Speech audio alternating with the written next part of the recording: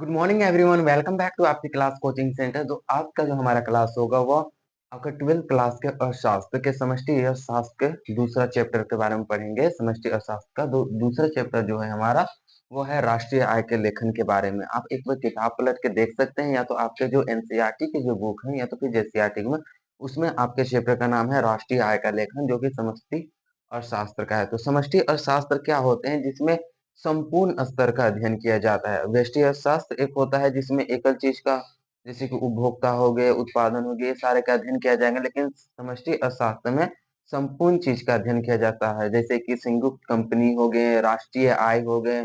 इसी के लिए हम पढ़ते हैं कि राष्ट्रीय आय का लेखन, जो कि हमारा समष्टि अर्थशास्त्र का एक प्रमुख चैप्टर है, जिसमें से क्वेश्चन बहुत पूछे जाते हैं।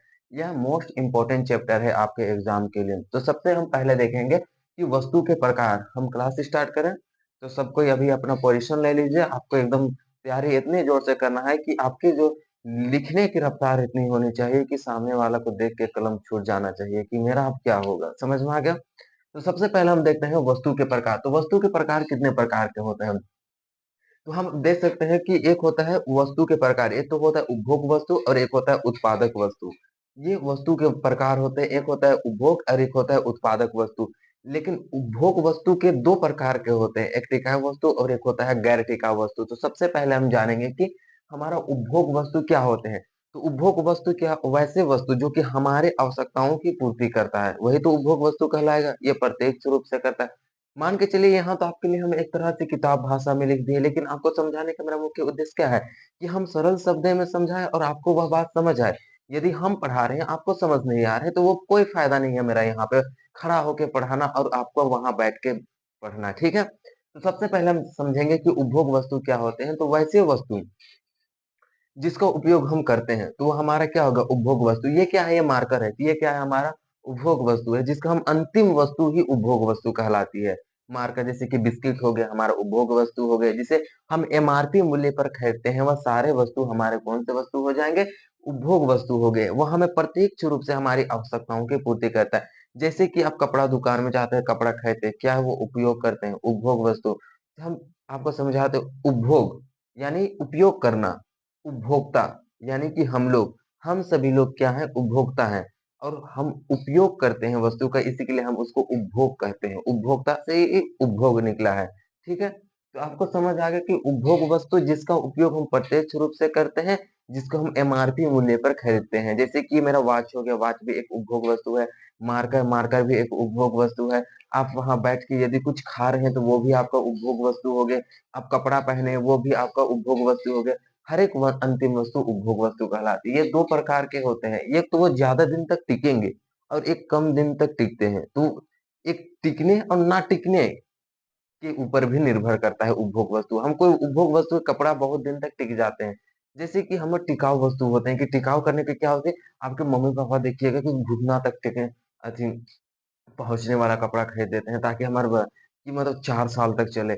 एक कपड़ा एक कोई त्योहार में खरीदेंगे, नहीं, नहीं, ये तो 6-7 साल तक पहनेंगे। इसी के लिए 6-7 साल तक पहनेंगे, इसलिए क्या कर लेते 6-7 साल। चप्पल देखिए गर्मी के बरसात के दिन में वहाँ पे क्या कर देंगे कि चप्पल 2 फुट लंबा पीछे से छींटा मारे, डायरेक्ट यहाँ पे लगे। ठीक है? तो ये सारा क्या होते हैं? तो वो टिकाऊ वस्तु होते हैं। तो कभी भी मम्मी-पापा देख के खरीदते हैं, तो वो टिकाऊ वस्तु ही खरीदते हैं।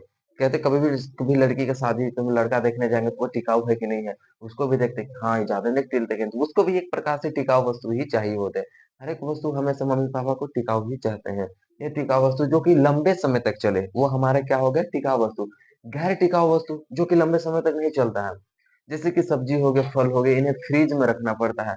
वो भी मिनिमम कितना दिन तक? 5-6 दिन तक ही चल पाते हैं। फ्रिज में भी हम रखते हैं कोई भी वस्तु को, कितने दिन तक चल पाते हैं? 5-6 दिन तक, उससे ज़्यादा नहीं चल पाते हैं। वो कौन सा वस्तु हो गया? गैर टिकाऊ वस्तु हो गया। जैसे कि दूध हो गया, दूध भी ज्यादा दिन तक रखेंगे, शाम को बिहान तक लेके गर्म नहीं किए, फट के खत्म भाई, कोई उपयोग लायक है ही नहीं। वो गैर टिकाऊ वस्तु होते हैं। ठीक है? यह हो गए उपभोग वस्तु। उपभोग वस्तु जो कि हम उपयोग करते हैं, और ये दो प्रकार के होते हैं, टिकाऊ और गैर टिकाऊ होते हैं। एक होते हैं उत्पादक वस्तु। अब मान के चलिए कि उत्पादक वस्तु क्या होते हैं? तो उत्पादक वस्तु भी दो प्रकार के होते हैं, एक मध्यवर्ती और एक होता है पूंजीगत वस्तु। तो उत्पादक वस्तु क्या हो जाएंगे? जिससे उत्पादन किया जाए। ये मार्कर को किससे बनाया गया होगा? मशीन से बनाया गया होगा। ये मशीन क्या हो गई? एक प्रकार से उत्पादक वस्तु हो गए। आपके कपड़े को किससे बनाया गया है? मशीन से बनाया गया होगा, सिलाई मशीन से बनाया गया। तो वह क्या हो गई कि उत्पादक वस्तु हो गया। क्या वो अप्रत्यक्ष रूप से हमारी आवश्यकताओं की पूर्ति करते हैं कि अप्रत्यक्ष रूप से? क्या हम उसे सीधे उपयोग करते हैं कि इनडायरेक्ट उपयोग करते हैं? तो इनडायरेक्टली उपयोग करते हैं, डायरेक्टली उपयोग नहीं करते हैं। जिसका हम डायरेक्टली उपयोग करते हैं उस वो का उपभोग वस्तु, और जिसको इनडायरेक्टली उपयोग करेंगे वह हमारा उत्पादक वस्तु हो गया। जैसे कि मशीन, मशीन से हम किसी भी वस्तु का उत्पादन करते हैं, उसके बाद हम उसको उपयोग करते हैं। मार्कर का हम सबसे पहले कोई मशीन इससे बनाया है, उसके बाद आज हम यहाँ आपके सामने समक्ष खड़ा होकर पढ़ा रहे हैं, उपयोग कर रहे हैं। ये कौन-सा हो गया? उत्पादक वस्तु की श्रेणी में आ जाएँगे। तो ये अप्रत्यक्ष रूप से हमारी आवश्यकताओं की पूर्ति करता है। ये भी 2 प्रकार के होते हैं उत्पादक वस्तु। एक तो होते हैं मध्यवर्ती वस्तु हो गए और एक होता है पूंजीगत वस्तु। तो मध्यवर्ती वस्तु क्या हो गए? तो मध्यवर्ती वस्तु यानी कि बीच की वस्तु। मान के चलिए आप एक किसान फैमिली से भी बिलॉन्ग करते हैं, गाँव से बहुत सारे पढ़ते हैं। तो आप मान के चलिए कि एक गेहूँ में सॉरी खेत में गेहूँ उपजा रहे हैं। अब वो गेहूँ को कहाँ ले जाते हैं? मिल ले जाते हैं। मिल में लेके के आटा बनवाते हैं।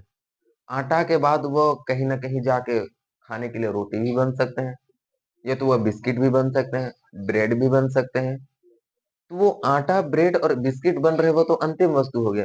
लेकिन जब हम उत्पादन खेत से किए, फैक्ट्री में ले गए या तो कहीं मशीन में पिसवाने के लिए ले गए, चक्की मिल में ले गए पिसवा रहे हैं, तो आटा क्या है? एक मध्यवर्ती वस्तु है। जैसे कि यहाँ समझिए आपके लिए लिख दिए हैं कि हम गेहूँ का उत्पादन खेत में करते हैं। फिर आटा क्या है? ये बीच की वस्तु है। आटा का जब हम मशीन से हम इसको क्या कहते हैं? प्यूरिफाई करते हैं, साफ-सफाई करते हैं, तो मध्यवर्ती वस्तु को हो गया। लेकिन जो ब्रेड हो गई, वह एक अंतिम वस्तु हो जाते हैं, ठीक है? तो आटा क्या हो गया? मध्यवर्ती वस्तु हो गए। समझ में आ गया? तो मध्यवर्ती वस्तु क्या होते हैं? तो मध्यवर्ती वस्तु वह होते हैं, जिसका उपयोग जो होता है हम डायरेक्टली नहीं करते, मध्यवर्ती वस्तु का भी उपयोग करते हैं, लेकिन वैसे नहीं। कभी-कभी उससे ब्रेड बना दिए जाते हैं, तो फिर उससे क्या-क्या नहीं बनाया जाता है, तो एक बिस्किट बना दिए जाते हैं। तो बीच की जो वस्तु हो गई एक तरह से वह एक मध्यवर्ती वस्तु कहलाती है, ठीक है? एक होता है पूंजीगत वस्तु। तो उत्पादक वस्तु के दूसरा प्रकार जो होते हैं, वो पूंजीगत वस्तु होते हैं। इसका उपयोग उत्पादन की प्रक्रिया में की जाती है। मान के चलिए कि कोई भी उद्यमी, उद्यमी कौन? जो कि फैक्ट्री लगा रहा है, उसे ही हम उद्यमी कहते हैं। जो ओनर होते हैं, जो फैक्ट्री के ओनर होते हैं, उन्हें ही हम क्या कहते हैं? उद्यमी कहते हैं। उद्यमी कहते हैं। तो कोई भी उद्यमिक जो होगा कि अपने लिए मशीन खरीदेगा, तो वो उसमें पूँजी लगाएगा कि 50,000 का ये मशीन हो गया, बिस्किट उत्पादन करने वाला, 40,000 का कपड़ा को रंगने वाला मशीन हो गया। तो ये क्या हो गया? वो पूंजीगत वस्तु हो गया। वह स्थिर परिसंपत्ति होती है। उससे क्या उस मशीन से फिर से कमाया जा सकता है? नहीं कमाया जा सकता, बल्कि उससे उत्पादन किए जा सकते हैं, वस्तुएँ बनाए जा सकते हैं। तो क्या होते हैं पूंजीगत जो वस्तु होते हैं वह किसी भी उद्यमी, उद्यमी मतलब समझ में आ गया किसे बोले कि समझ में आ जाएगा आपको। तो उद्यमी के द्वारा यदि स्थिर परिसंपत्ति पूंजीगत वस्तु होती है, जैसे कि मशीन हो गया, ये एक स्थिर परिसंपत्ति हो गया। सिलाई मशीन आपके घर में एग्जांपल दे देते हैं कि आप कहीं पे बैठे होंगे, यहाँ पे सिलाई मशीन के बगल में ही बैठ के पढ़ रहे होंगे, तो वहां पर आप सिलाई मशीन को देखिए बगल में, तो क्या हो गया? वह एक स्थिर परिसंपत्ति हो गई कि 10,000 15,000 में एक सिलाई मशीन खरीद लिया। अब क्या होंगे कि ग्राहक आएंगे सेल को, उन्हें कपड़ा दे देंगे। तो क्या हो गया? वह पूंजीगत वस्तु हो जाते हैं, जिसको एक क्या उद्यमी या तो कोई भी व्यक्ति इससे कमाने के लिए, मशीन से कमाने के लिए उस पर एक स्थिर परिसंपत्ति, एक बार फिक्स रेट लगा दिए जाते हैं। उसी को हम क्या कहते हैं? पूंजीगत वस्तु कहते हैं। समझ में आ गया? तो एक हो गया उपभोग वस्तु के 2 प्रकार के होते हैं, टिकाऊ वस्तु, गैर टिकाऊ वस्तु। एक होता है उत्पादक वस्तु। मशीन एक उत्पादक वस्तु, ये भी 2 प्रकार के होते हैं, मध्यवर्ती वस्तु, आटा एक मध्यवर्ती वस्तु है, बीच की वस्तु मध्यवर्ती वस्तु कहलाती है, पूंजीगत वस्तु ये दूसरी होते हैं। यदि आपको ये आपका तो किताबी नोट है, परंतु ये सारे नोट बहुत ही इंपॉर्टेंट है। जितने लिखने थे उतने ही मात्रा में हमने लिखे हैं, ज्यादा नहीं लिखे हैं हम। इकोनॉमिक्स में वैसे लिखा भी नहीं जाता है ज्यादा, ठीक है? तो ये एक तरह से बीच की वस्तु हो गए। दूसरा हो गया एक होता है अंतिम वस्तु। अंतिम वस्तु कौन सी होती है? इसका उपयोग प्रत्यक्ष रूप से उपभोक्ताओं के द्वारा किया जाता है। अंतिम वस्तु जो होते हैं उसे प्रत्यक्ष रूप से उपभोक्ताओं के द्वारा सॉरी हाँ, उपभोक्ताओं के द्वारा किया जाता है अंतिम वस्तु का उपयोग। थोड़ा-सा ध्यान कहीं पे फ़ोन आ गया था तो उधर चल गया था, इस कारण से हम इधर नहीं दे पाए। तो फिर से हम समझे तो अंतिम वस्तु क्या होता है? इसका प्रत्यक्ष रूप से उपभोक्ताओं के द्वारा किया जाता है। जैसे कि मान के चलिए अंतिम वस्तु क्या हो गया? हमने आपको समझाया था मैंने ब्रेड बताया, तो ब्रेड क्या है? एक प्रकार की अंतिम वस्तु है जिसे भी एमआरपी मूल्य पर खरीदते हैं वो अंतिम वस्तु हो गए। उसे ही राष्ट्रीय आय की गणना में शामिल किया जाता है। मान के चलिए आप देखेंगे कि कहीं पे जाते हैं कि अच्छा बिस्किट है, इसका एमआरपी कितना है? ₹10 है, ₹10 है, ₹9 है। कहीं भी आप जाते हैं कपड़ा खरीदने तो वहाँ पे देखते हैं कि उसका एमआरपी मूल्य क्या है। तो वह वस्तु जो कि एमआरपी मूल्य में आप खरीदते हैं, फैक्टर एफसी एक होता है एफसी, एफसी जो होता है वो फैक्टर कॉस्ट होता है। फैक्टर कॉस्ट जो ओनर होते हैं, जो उद्योग के मालिक होते हैं, वो फैक्टर कॉस्ट में ही अपना लाभ कमा लेते हैं। मान के चलिए कि एक मोबाइल है, मेरे पास एक मोबाइल है। ये मान के चलिए एक मोबाइल है। इसे हम कितना है 12,000 में खरीदे हैं। तो इसका फैक्टर कॉस्ट कितना होगा है पता? 8,000। और इसे हम खरीदे टैक्स उस इसमें टैक्स लगा के 12,000 कर देती है। इसी में सरकार कमाती है कि क्या होते हैं कि 12,000 हमारा टैक्स लगा के 12,000 कर दिया 8,000 के वस्तु को। अब 8,000 में भी एक फैक्टर कॉस्ट होते हैं। अब ये फैक्टर कॉस्ट में पैसा कौन कमा लेते हैं? यहीं पे उद्यमी लाभ कमा लेते हैं, जो कि छिपा हुआ रहता है फैक्टर कॉस्ट। एमआरपी में एमआरपी एमआरपी में जो होता है फैक्टर कॉस्ट जो होते हैं वो छिपे होते हैं। अब हम किस में खरीदते हैं? एमआरपी में किसी भी वस्तु को खरीदते हैं। तो वही हो जाते हैं अंतिम वस्तु एमआरपी में जिस वस्तु को हम क्या करते हैं? खरीदते हैं। यहाँ पे लिख देते हैं, ऊपर नहीं दिख रहा है एमआरपी। तो एमआरपी में जिस वस्तु को हम खरीदते हैं वही हमारे अंतिम वस्तु हो जाते हैं। तो ये क्या होगा? ब्रेड एक अंतिम वस्तु है। ये मध्यवर्ती वस्तु है, ये प्राथमिक वस्तु, मध्यवर्ती वस्तु और ब्रेड एक अंतिम वस्तु हो जाएंगे। ठीक है? अंतिम वस्तु कपड़ा एक अंतिम वस्तु हो जाएँगे। आप कहीं पे दही खरीदने जाते हैं तो वह एक अंतिम वस्तु हो जाते हैं, तो अंतिम वस्तु हो जाते हैं, ठीक है? दूसरा हो गया प्रवाह। प्रवाह के बारे में समझेंगे, प्रवाह क्या होगा? तो पैसा का चलन प्रवाह कहलाता है। मतलब समझ में नहीं आया?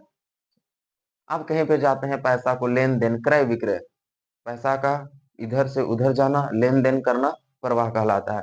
कि एक स्थान पर सुचारू रूप से आर्थिक क्रियाकलाप जो हम करते हैं, उसी को हम क्या कहते हैं? प्रवाह कहते हैं हम। आर्थिक क्रियाकलाप हमारा करना क्या हो गया? एक तरह से प्रवाह हो गया। जैसे कि हम वितरण, वितरण एक आर्थिक क्रियाकलाप है, वह एक प्रवाह हो गया। जैसे कि क्रय-विक्रय, यानी कि क्रय मतलब कॉस्ट प्राइस, क्रय मतलब बेचना और विक्रय मतलब बेचना और क्रय मतलब कोई खरीदना, ठीक है? क्रय मतलब खरीदना, विक्रय मतलब कोई बेच रहा है तो वो उसे हम कहते हैं विक्रय कर रहा है। यह विक्रय कर रहा है यानी बेच रहा है।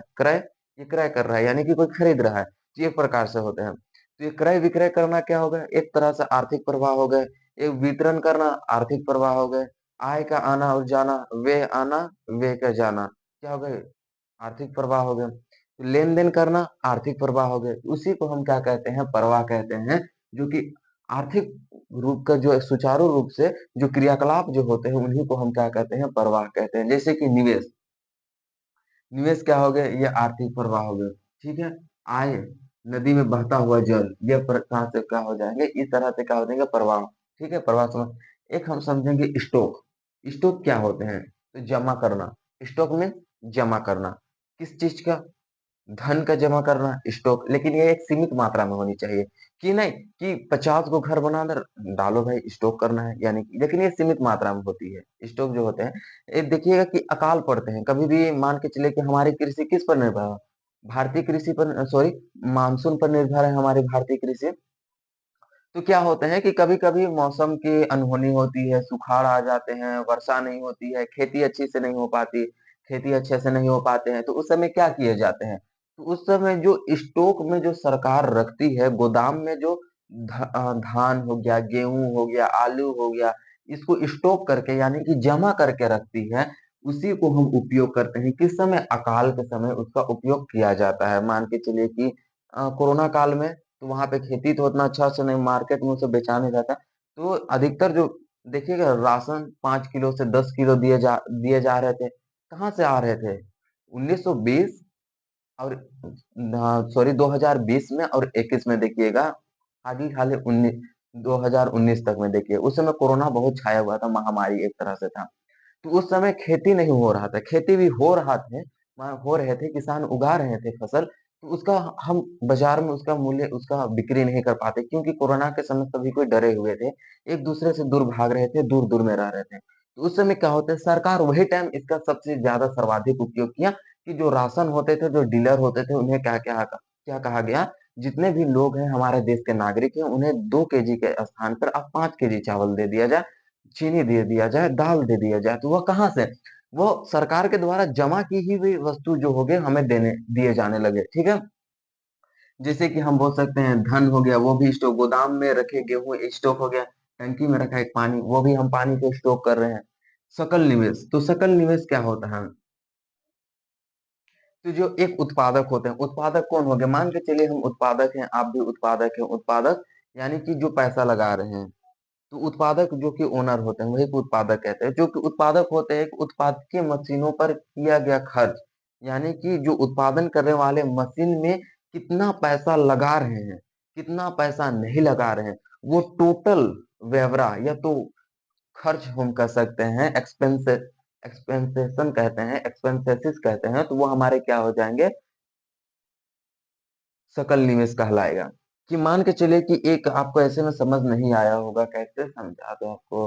हाँ, मान के चलिए कि एक ओनर है, कभी आप फैक्ट्री जाते हैं, एक ओनर देखते हैं कि आप मशीन खरीद के लाता है वह व्यक्ति, मशीन खरीद के लाता है वह व्यक्ति, वह तो एक उत्पादक हो गया और वो उत्पादकीय मशीन खरीद के लाया। उत्पादकीय मशीन यानी कि बड़ा-सा सिलाई मशीन, हाँ, सिलाई मशीन से याद हो गया कि आपके घर में मम्मी-पापा जो भी हैं कि मशीन खरीद के लाए हैं, तो वो उत्पादक हो गए।